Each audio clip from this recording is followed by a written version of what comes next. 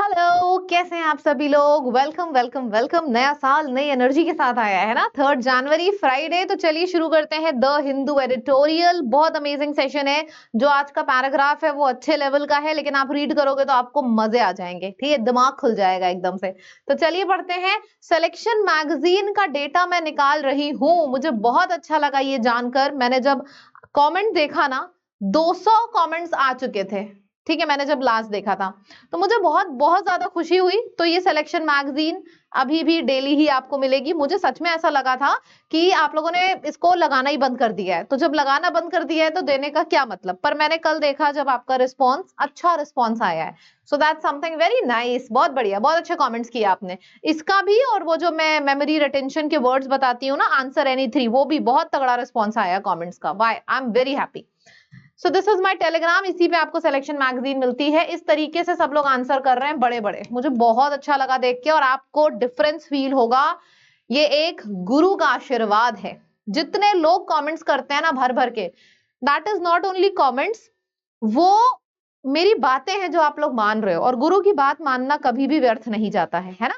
चलिए शुरू करते हैं। वोकैबुलरी, पहला वर्ड आज के सेशन का है ट्यूमल्टस। सबसे पहले हमने देखा यहाँ पे एंड में OUS आ रहा है। कभी भी हमारे शब्द के एंड में OUS आता है तो उसको हम एडजेक्टिव बोलेंगे। और क्या आएगा शब्द के एंड में जिसको एडजेक्टिव बोलेंगे, देखते हैं। IVE, IC, INE, OUS, AL, FUL, BLE। हमारे शब्द के एंड में जब ये सब आता है ना, तो उसको देख के ही समझ जाया करो कि वो शब्द हमारा नाम एडजेक्टिव है। मतलब ये एडजेक्टिव है। तो टिमल्टस का मतलब होता है something that is characterised by chaos. भगदड़ मची हुई है हर तरफ, उसको बोलेंगे। जैसे कि टर्ब्यूलेंट, TU देखो दोनों में आता है। तू तू मैं होगी तो क्या होगा, लड़ाई होगी, भसड़ होगा, है ना। तो तू देखो दोनों में आ रहा है, टिमल्टस में और टर्ब्यूलेंट में, दोनों में तू आ रहा है। तो तू का मतलब क्या हो गया, तू का मतलब हो गया लड़ाई। तू का मतलब हो गया रायट्स। रायट्स भी आप बोल सकते हो। अच्छा, रोर का मतलब होता है दहाड़ना। सो अपरोर का भी मतलब सेम होता है। बहुत ज्यादा भगदड़ मची हुई है, हम उसको अपरोर भी बोलते हैं। अपरोर हो गए, राइट्स हो गए, टर्बुलेंस। केओस मचा है तो केओस से केओटिक बन गया, केओटिक बोलो चाहे केओस बोलो। और अनरूली, इन सब का मतलब होता है बहुत ज्यादा आवाज, बहुत ज्यादा भगदड़ जैसा होता है भगदड़ में। ठीक है, और मेरी ट्रिक जरूर याद रखिएगा। तू मैं में भगदड़ होती है, दोनों में देखो तू आ रहा है। Tumultuous and turbulence, chaotic, riots, uproar, unruly, ये सारे वर्ड्स हो जाएंगे। इसका ऑपोजिट क्या हो जाएगा, शांत, काम, पीस, सेरीन, ट्रैंक्विल। तो ये सारे वर्ड्स हो जाएंगे। इसका मतलब होता है शांति, काम, पीस, सेरीन। सब कुछ प्रॉपर ऑर्डर में है, सब कुछ ऑर्गेनाइज्ड है, ब्यूटीफुल है, ट्रैंक्विल है, ये हो जाएगा इसका मतलब। ठीक है, बहुत ढेर सारे वर्ड्स हमने सीख लिए पहली वोकैब में ही। दूसरी वोकैब आ जाती है परस्वीट। इसका मतलब होता है the act of striving towards something. ऊपर कर लेते हैं थोड़ा इसको ताकि आपको अच्छे से दिखे।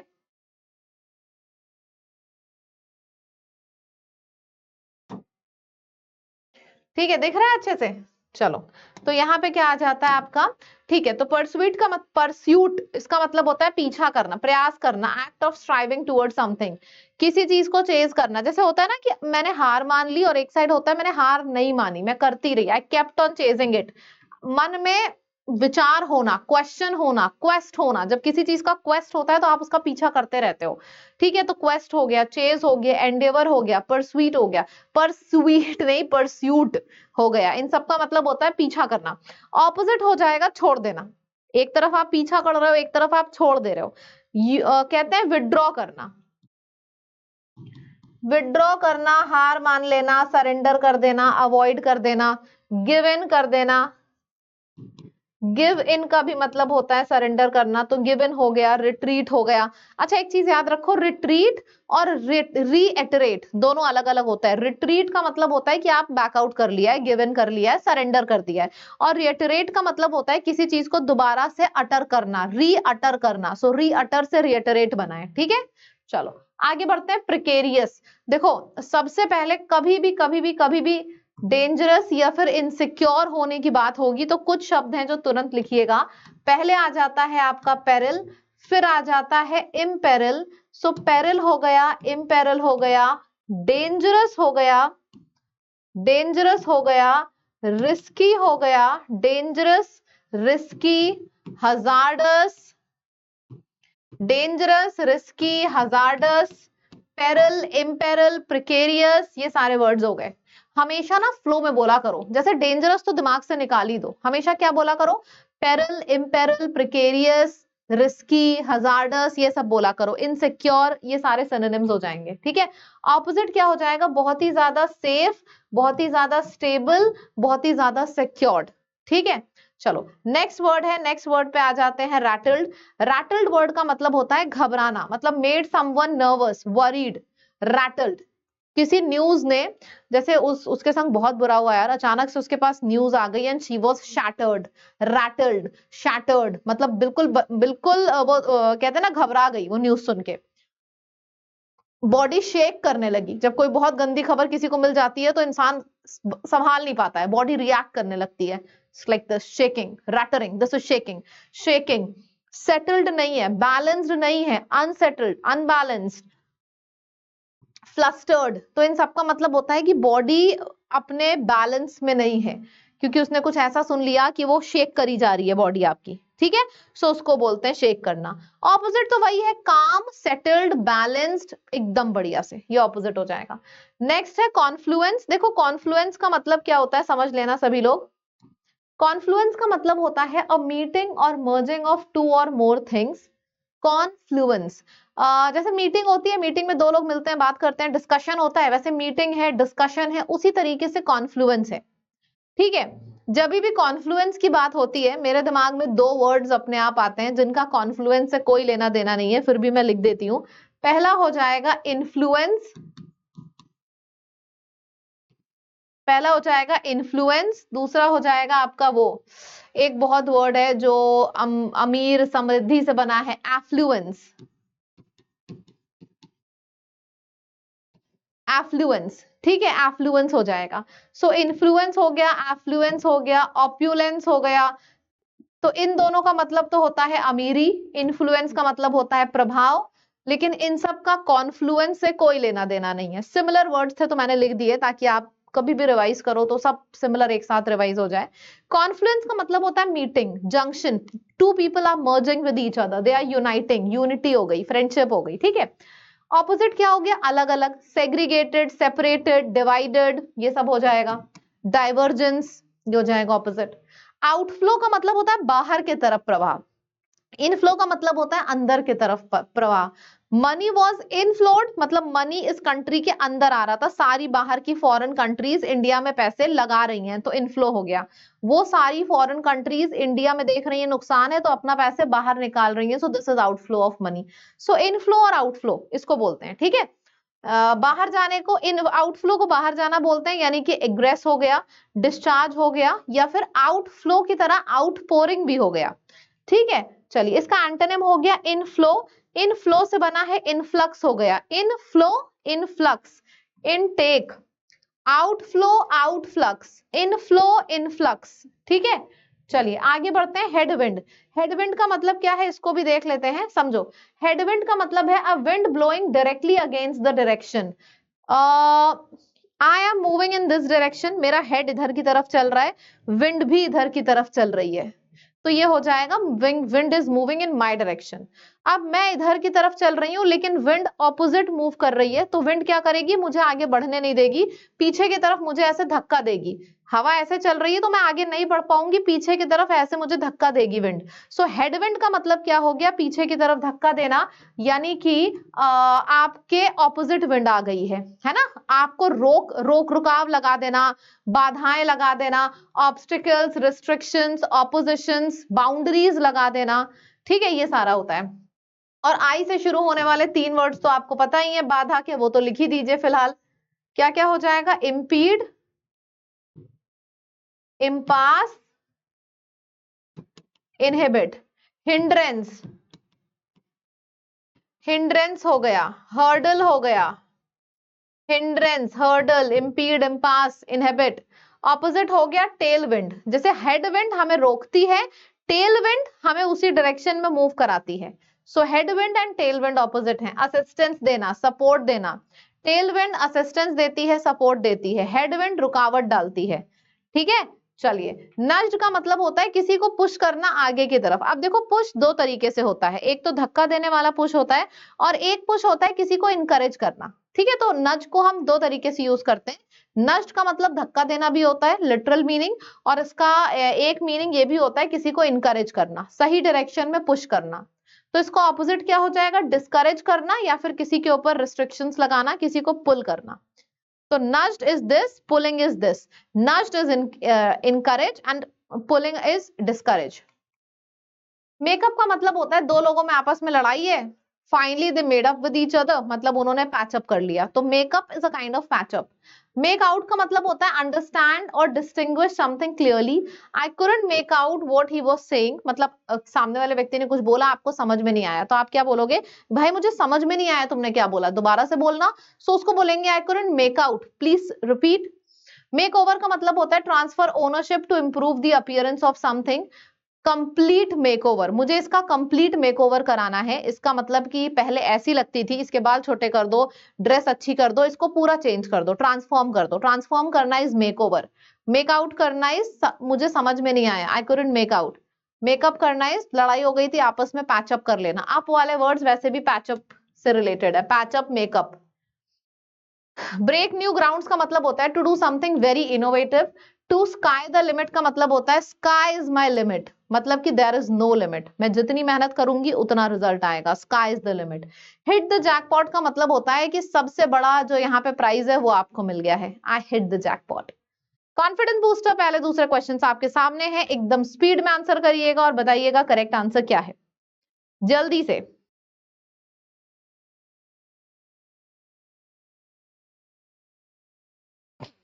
बताएं बताएं बताएं। इनएविटेबल का मतलब होता है something that is certain. Which of the following is the synonym of the word concluded is terminated, ended? Astonishing का मतलब होता है astonishing मतलब surprised, shocking, unbelievable, incredible. Which of the following is the synonym for the word ensured? Ensured is secured. ठीक है, secured हूं मैं, insured हूं मैं, सिक्योर्ड हूं मतलब कि life insurance, life security. Reading comprehension है करेंसी के कंसर्न के ऊपर, मतलब रुपी की जो वैल्यू है दिन पर दिन डिफ्लेट करती जा रही है, गिरती जा रही है। जैसे ऐसे मानो पहले $1 खरीदने के लिए हमें 70 रुपए देना पड़ता था, अब हमें 85-86 रुपए देना पड़ता है, रुपए की वैल्यू इतनी ज्यादा गिर गई है। तो इसके ऊपर पैसेज है, क्या क्या है, क्यों रुपए की वैल्यू गिर रही है। फॉरेन इन्वेस्टमेंट जो इंडिया में था लोग वापस ले रहे हैं, जो स्टॉक्स में रुपए लगाए थे, स्टॉक्स का प्राइस बहुत बढ़ गया, तो जो फॉरेन इन्वेस्टमेंट्स थे वो अपने वापस ले रहे हैं। वापस लेने के साथ साथ चाइना बीजिंग में लगा रहे हैं। इस चीज के ऊपर आज का पैसेज है।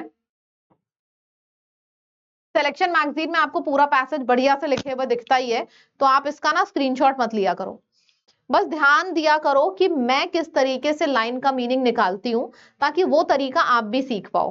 ठीक है, समझिएगा। It has been a tumultuous time, मतलब कि बहुत ही ज्यादा भगदड़ वाला समय है इंडिया के रुपए के लिए। रिजर्व बैंक ऑफ इंडिया ने एक्टिवली स्टेप किया है फॉरेन एक्सचेंज मार्केट में to stem its free fall in pursuit of what it called orderly exchange movement. Reserve Bank of India में फॉरेन एक्सचेंज में पार्टिसिपेट किया है, तो कि फॉरेन एक्सचेंज जो अपना पैसा इंडिया से निकाल रही है ना निकाले, और काफी ज्यादा ऑर्गेनाइज तरीके से चीजें चलें, जिसको reserve Bank of India orderly exchange movement बोलती है। जो रुपी है वो अभी तक का सबसे कम चल रहा है, 85 है यूएस डॉलर के कंपैरिजन में, 19 दिसंबर को लिया गया था। अभी लास्ट फ्राइडे की बात है, इट केम प्रिकेरियस, मतलब और ज्यादा भयंकर रूप निकल के आया जब वैल्यू 86 मार्क्स पहुंच गई है। ठीक है, इसके बाद सेंट्रल बैंक ऑफ इंडिया ने इंटरवीन किया। इंटरवीन का मतलब होता है कि सेंट्रल बैंक ऑफ इंडिया नहीं देख पाई, 86 रुपीज बहुत माना जाता है, बहुत बड़ी वैल्यू है। फिर क्या हुआ, reserve Bank of India beach में आई है, सारी चीजें देखी हैं, और फाइनली बैंक की मदद से बैंक ने उसके जो प्राइस है उसको दोबारा से 85.53 पे पुल कर लिया है। 19 दिसंबर को 86 पहुंच चुका था। अ कॉन्फ्लुएंस मतलब मीटिंग हुई डिफरेंट फैक्टर्स पे रिलेटेड, कि भाई क्या ऐसी चीज है जिसने रुपी की वैल्यू को इतना ज्यादा हर्ट कर दिया है, मतलब इतना ज्यादा रुपी की वैल्यू गिर गई है। रिसेंट टाइम्स में, तो पता चला काफी फैक्टर्स हैं, जैसे कि आउटफ्लो ऑफ फॉरेन पोर्टफोलियोज। सबसे पहला फैक्टर तो यह है जो फॉरेन इन्वेस्टमेंट्स इंडिया में लगे थे, people are outflowing the money, मतलब they are taking the money back, investments they are taking back security market से, क्योंकि सिक्योरिटी मार्केट में क्या हुआ था, पीक पे पहुंच गए थे स्टॉक प्राइसेस लेट सितंबर में। Everything is related with the stock market, you know. Bombay stock exchange जो प्राइस है बहुत हाई लेवल पे पहुंच गया था, लोगों ने देखा कि भाई हम तो बर्बाद हो जाएंगे, पैसे निकालने शुरू कर दिए। तो बॉम्बे स्टॉक एक्सचेंज का प्राइस ऊपर पहुंचना, लोगों का पैसे निकालना, दो तो स्टेप यही हो गए। तीसरा है ओवर स्ट्रेच स्टॉक वैल्यूज, ये तो सही है। ओवर स्ट्रेच मतलब जितनी वैल्यू होनी चाहिए एक स्टॉक की, सपोज 50 होनी चाहिए, 60 70 80 ऐसे वैल्यू बढ़ती जा रही है स्टॉक्स की। एक रीजन ये है, एक रीजन है लोगों फॉरेन का पैसे निकालना। तीसरा है जो कॉर्पोरेट परफॉर्मेंस है वो काफी ज्यादा बेकार हो गई है जुलाई सितंबर के क्वार्टर में, और इन ये सब चीजें इंडिया में बेकार हो रही थी। इसी टाइम पे चाइना का जो इकोनॉमिस्ट है स्टिमुलस, वो अच्छा सा बढ़िया सा इंकरेजमेंट की तरफ जा रहा है, और जो मार्केट पोर्टफोलियो है मुंबई में जो लोग लगाते थे पैसे, अब बीजिंग में लगाना शुरू कर दिए हैं।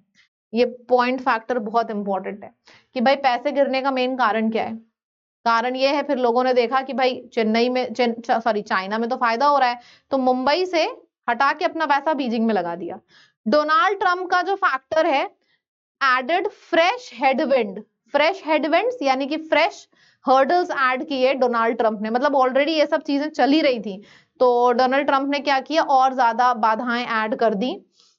डॉलर की वैल्यू बहुत स्ट्रेंथ हो गई जब से वो यूएस के प्रेसिडेंशियल इलेक्टोरल में जीते हैं, ठीक है। और इमर्जिंग मार्केट करेंसीज वर फर्दर रैटल्ड, और जो बाकी मार्केट्स की, बाकी कंट्री की करेंसी थी उसकी वैल्यू और ज्यादा गिरी है, डॉलर और ज्यादा स्ट्रेंथन हुआ है और बाकी की वैल्यू और ज्यादा गिरी है। उन्होंने वॉर्न भी दिया है कि 100% टैरिफ लगाएंगे डोनाल्ड ट्रंप ने ब्रिक्स कंट्री के ऊपर, यानी कि British, Russia, India, China, south Africa Nations के ऊपर। और इन लोगों का ये प्लान था कि हम एक कॉमन करेंसी इंट्रोड्यूस करेंगे ताकि ये जो यूएस के रुपए डॉलर का डोमिनेंस है वो थोड़ा सा कम हो पाए, ग्लोबल मार्केट में यूएस डॉलर का डोमिनेंस बहुत ज्यादा है, वो थोड़ा सा कम हो पाए। इस वजह से ब्रिक्स कंट्रीज ने सोचा था कि हम एक करेंसी चलाएंगे। पर ये सब के रहते हुए जब देखा गया डॉलर की वैल्यू और ज्यादा स्ट्रांग हो गई है, तो डोनाल्ड ट्रंप ने और ज्यादा बाधाएं खड़ी कर दी।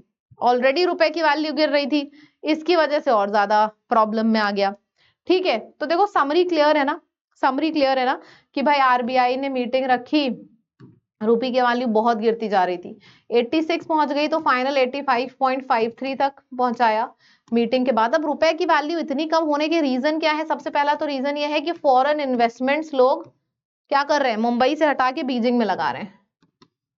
दूसरा क्या है कि जो स्टॉक के प्राइसेस हैं बहुत ज्यादा स्काई रॉकेट हो गए हैं। तीसरा क्या है, कॉर्पोरेट कंपनी का परफॉर्मेंस उतना अच्छा नहीं चल रहा है, इस वजह से तो लोग ऐसा कर रहे हैं कि यहाँ का उठा के वहां लगा रहे हैं। और ये सब तो बेकार चीजें चली रही थी, साथ ही साथ डोनाल्ड ट्रंप जब से इलेक्शन जीत गए, डॉलर की वैल्यू और ज्यादा स्ट्रॉन्ग और बाकी करेंसी की ग्लोबल ट्रेड में कम हो गई है। देखो पूरा का पूरा पैसेज याद है। All time low value of Indian rupee क्या थी, 85.53, तो उठ के पहुंची थी। सबसे ज्यादा लो वैल्यू 86 थी, नहीं 86 थी, 86 सबसे ज्यादा लो पहुंची थी, वैल्यू सबसे ज्यादा 86 पहुंची थी, फिर उसको खींच के 85.53 पे किया गया था। चलिए आगे बढ़ते हैं। अच्छा ये वाला हो चुका है, ये वाला क्वेश्चन गायब था। होमवर्क में आपको मैंने रैंडम वर्ड्स दिए हैं, Confluence, outflow, headwind, Tailwind, pursuit, precarious. और देखो जैसे ये प्रिकेरियस वर्ड है, आप यहाँ पे ये भी लिख सकते हो सिनोनिम्स, मीनिंग ना लिखना चाहो सिनोनिम लिख दो, जैसे peril, imperil, danger, hazardous, risky, insecure, ये सब लिख दो। कितने वर्ड्स मैंने बोल दिए सोचो। आपको तो मैं कहती हूँ इनमें से कोई भी 3 वर्ड्स उठाइए, चाहे उसकी मीनिंग लिखिए, चाहे सिनोनिम, चाहे एंटोनिम, कुछ भी लिखो जो आपके दिमाग में है, लेकिन वीडियो खत्म होने के तुरंत बाद लिखो। आप देखना आपकी मेमोरी कितनी स्ट्रांग हो जाएगी 2 महीने के अंदर ही, लेकिन ये चीज करते रहिएगा, ठीक है। अच्छा एक चीज और बता दूं, मेरी मुलाकात आपसे 11 बजे फिर होगी। कल मैंने फिलर्स कराए थे, इतना ज्यादा सबने एंजॉय किया था। मैंने 25 कॉन्सेप्ट्स कराए थे 30-35 मिनट्स के अंदर, तो आप भी जरूर करना। आपने जितना कहीं से भी पढ़ाई किया है सब कुछ रिवाइज हो जाएगा इस 11 बजे वाली क्लास में। So do not miss this session at any cost, सब लोग अटेंड करना, ठीक है। ऑल्सो मेरी इंग्लिश की जो किट है अगर आपके पास इंग्लिश किट नहीं है तो उसको आप लोग ले लो, आपके कोई भी एग्जाम में जिसमें इंग्लिश आती है, चाहे वो सीजीएल, सीएचएसएल, स्टेनो, कोई भी एग्जाम हो, मैंने हर एग्जाम को टारगेट करके वो किट बनाई है। ठीक है, आप इसका जरूर जरूर जरूर से इस्तेमाल करें, आपको खुद डिफरेंस दिखेगा अपनी प्रिपरेशन में। इंग्लिश की एक किट है, इसके अंदर वोकैब की भी है बुक, ग्रामर की भी है, और कॉम्प्रिहेंशन भी है। ठीक है, हमारी ऐप पर मिलेगी, लैब ऐप पर, लैब ऐप पर जाना, बुक्स का एक सेक्शन है, वहां पे क्लिक करोगे, वहां से आप इंग्लिश किट ले सकते हैं, बहुत अमेजिंग है। ठीक है, अच्छा आज तो फ्राइडे है, कल क्या है? कल सैटरडे है, कल आपका होगा वीकली टेस्ट। तो वीकली टेस्ट जरूर जरूर जरूर से दीजिएगा। मंडे टू फ्राइडे क्लास में जो भी पढ़ा है आपने उसका टेस्ट होता है सैटरडे को, जरूर से देंगे सभी लोग। दोबारा मुलाकात करते हैं आप सब से, करें बताएं कब? दोबारा मुलाकात करते हैं मंडे 8 बजे, जरूर आइएगा।